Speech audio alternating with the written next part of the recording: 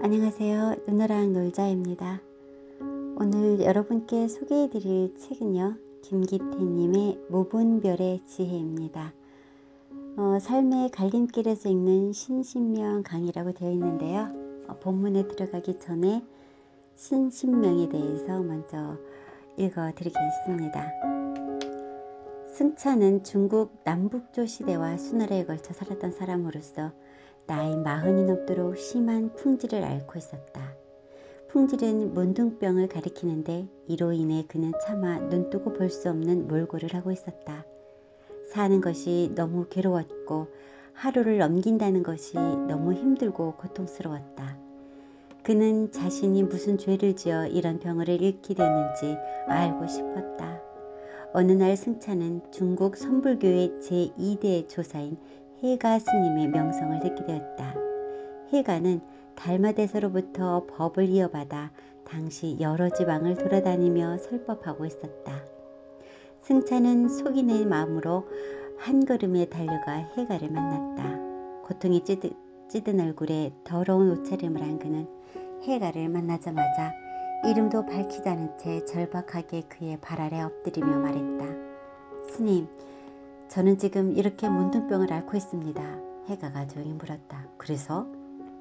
제가 왜 이런 고통을 받아야 하는지 알고 싶습니다.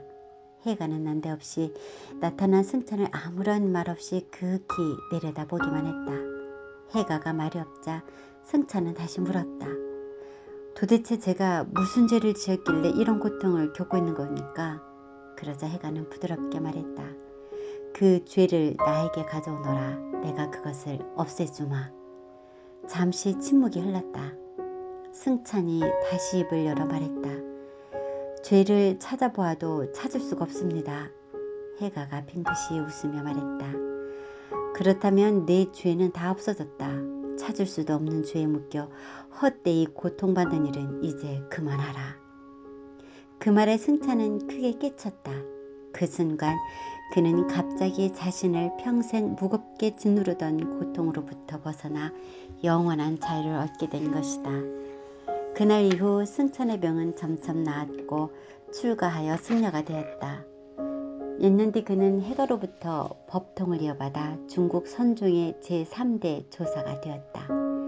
어떻게 그런 일이 가능했을까? 승찬은 어떻게 그렇게 한순간 완전한 자유를 얻을 수 있었던 것일까? 깨달음이란 무엇일까? 승찬 스님은 은둔 생활을 오래 했기 때문에 그의 행적에 관한 기록은 거의 없지만 그가 남긴 신신명은 지금도 영원한 행복을 구하는 많은 사람에게 밝은 빛이 되어주고 있다. 신신명은 146구 584자로 이루어진 사언절구의 짧은 시문이다. 승찬 스님이 깨달음을 얻고 난 뒤에 은둔 생활을 하면서 선종의 근본 뜻을 73수의 시에 담아 나타낸 것이다.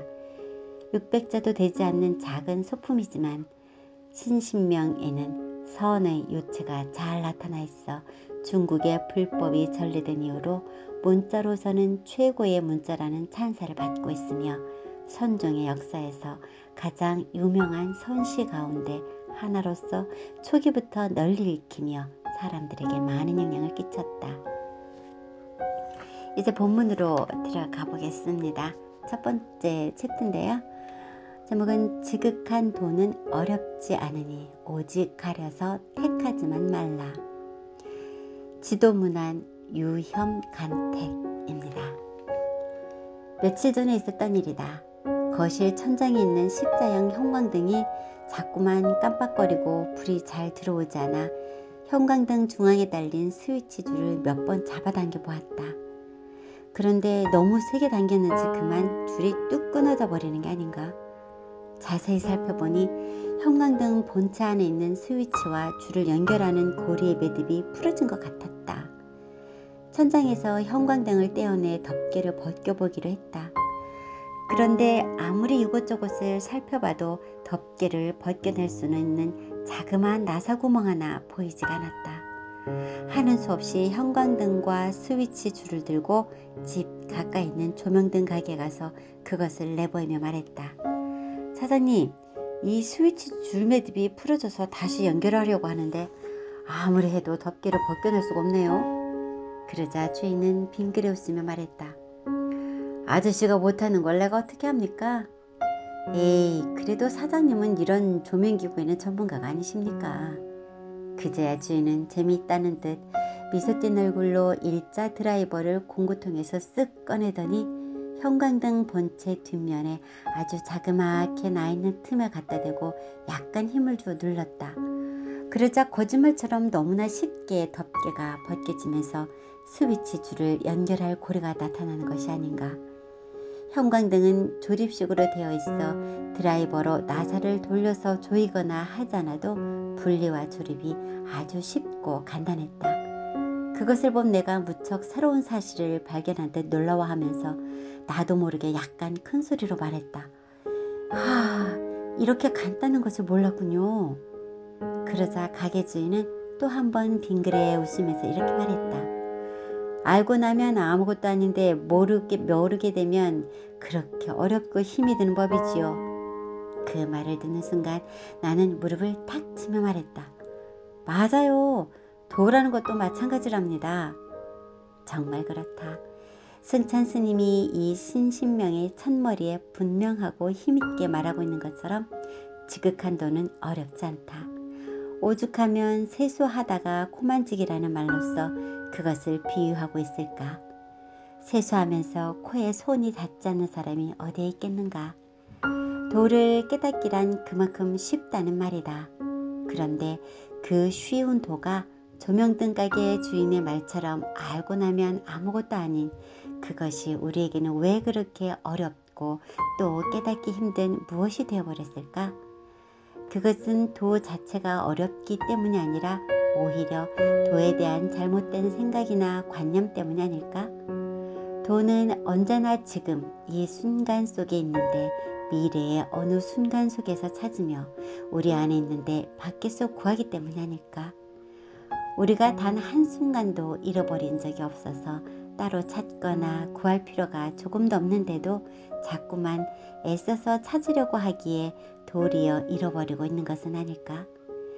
지금 바로 우리 눈앞에 밝게 드러나 있는데 오히려 엉뚱한 곳에서 엉뚱한 모양으로 헤아리기 때문에 우리가 보지 못하는 것은 아닐까? 어쨌든 도를 깨닫게 되면 승찬 스님의 삶에서 보듯이 우리 마음에서 어떤 근본적이고도 질적인 변화가 일어나 마음의 모든 고통과 괴로움이 사라지고 참된 평화와 자유가 가득하게 된다. 그것은 곧 영원한 행복을 얻게 된다는 것이다. 그렇다면 도란 무엇일까? 도가 무엇이기에 그 우리의 전부를 뒤바꿔 놓을 만큼 강력한 힘을 가진 것일까? 노자가 도덕경에서 도를 도라고 말하면 참된 도가 아니다 라고 말하고 있듯이 도란 결코 특별하거나 신비로운 무엇이 아니다. 그것은 너무도 평범하여 차라리 아무것도 아니다. 도란 바로 현존, 지금 있는 것 혹은 있는 그대로를 가리키는 말이기 때문이다. 매 순간 있는 그대로의 현존, 그것이 바로 도라는 말이다. 그렇기에 우리가 도를 깨닫기 위해서 해야 할 일은 아무것도 없다. 다만 매 순간 있는 그대로 존재하기만 하면 된다. 그러니 도를 깨닫기란 얼마나 쉬운가. 그런데 가만히 보면 모든 사람은 이미 지금 여기에 현존하고 있고 지금을 떠나서는 단 한순간도 존재할 수 없기에 모든 사람은 이미 도 안에 있고 도로서 살아가고 있다고 말할 수 있다. 이 말은 곧 모든 사람이 이미 도를 깨달아 있다는 것이며 지금 이 순간 이미 영원한 자유와 행복 속에서 살아가고 있다는 말이다. 그러니 따로 도를 찾거나 자유를 구할 필요가 조금도 없는 것이다. 사실 그렇다. 진정한 행복은 멀리 있지 않으며 특별한 것도 아니어서 그것을 얻기 위해 무언가를 하거나 애쓸 필요가 없다. 행복은 바로 지금 이 순간 속에 온전히 드러나 있기 때문이다. 아침이면 어김없이 눈을 뜬다는 것, 아무런 불편함 없이 눈을 깜빡이며 무언가를 볼 수 있고 들을 수 있으며 말할 수 있다는 것, 몸을 움직일 수 있고 손으로 무언가를 잡을 수 있으며 발을 앞으로 내디디며 길을 걸어갈 수 있다는 것, 또한 밥을 먹을 수 있고 생각할 수 있으며 이런저런 일을 하며 차를 마실 수 있다는 것, 그러는 가운데 가끔 피부를 스치며 지나가는 바람 속에서 계절의 변화를 느낄 수 있고 누군가를 그리워하며 사랑할 수도 있고 숨이 멎을 만큼 아름다운 일몰을 가만히 볼 수 있다는 것, 밤이 되면 예쁘게 미소 짓는 환한 달을 볼 수 있고 바로 그 곁에서 항상 함께 반짝이는 별을 볼 수 있다는 것, 그렇게 하루를 보내고 나면 또 잠이라는 신비 속으로 빠져들 수 있다는 것, 꿈을 꿀 수 있다는 것, 그리고 아침이 되면 다시 눈을 뜰 수 있다는 것, 이 모든 것이 행복이다. 이렇듯 진정한 행복은 바로 지금 여기 이 순간 속에 언제나 현존해 있다. 참된 행복은 어떤 조건이나 상태에 속한 것이 아니며 그것에 의해 좌우되는 것도 아니다. 참된 행복은 결코 소유의 영역이 아니기 때문이다. 그렇기에 우리가 진정으로 행복하기 위해 해야 할 일은 아무것도 없다. 다만 매 순간 있는 그대로 존재하기만 하면 된다. 진정한 행복은 어떤 행위와 관련된 것이 아니라 존재에 속해 있기 때문이다. 우리가 지금 여기 이렇게 존재한다는 것 자체가 행복이며 따라서 삶에는 온통 행복할 것들밖에 없다. 이 얼마나 멋진 인생인가. 그뿐만이 아니다. 살다 보면 때로 외롭기도 하고 슬프기도 하며 우울하기도 해서 그 때문에 몹시 힘든 시간을 보낼 수 있다는 것. 낯선 사람들과 함께 있을 때는 무슨 말을 할까, 눈길을 어디에 둘까 하며 괜스레 어색하고 불편할 수 있다는 것. 또 때로 찾아오는 불안에 마음 스산해하며 안절부절 못할 수도 있다는 것. 한없이 약해질 수도 있고 이런저런 복잡한 감정에 사로잡힌 채 순간순간 긴장하며 쩔쩔맬 수 있다는 것. 사랑하는 사람과도 얼굴 찌푸리며 싸울 수 있고 누군가를 미워하기도 하고 화를 내기도 하고 질투하기도 하며 그것 때문에 여러 날 괴로워할 수 있다는 것. 문득 자신의 초라함에 한없이 마음 아파하기도 하고 한순간 말을 많이 해버렸음에 몹시도 허허로운 가슴이 되어 씁쓸해하기도 하며 일이 잘 풀리자나 스트레스를 받기도 하고 이런저런 일들을 앞에 두고 무척 두려워하며 경직되기도 한다는 것. 그리고 너무 많은 생각 때문에 잠 못 이룬 채 하얗게 불면의 밤을 보내기도 한다는 것.